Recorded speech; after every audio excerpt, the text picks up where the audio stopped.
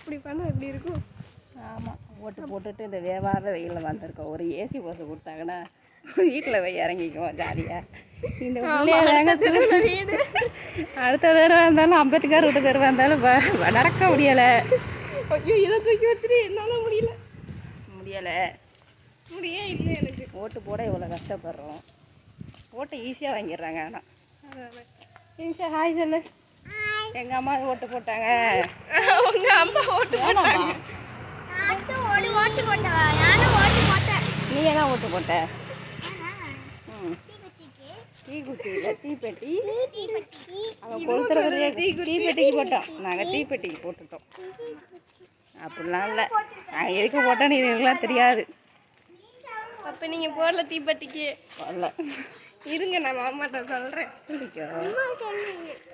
இது அதெல்லாம் சொல்லக்கூடாது பாப்பா.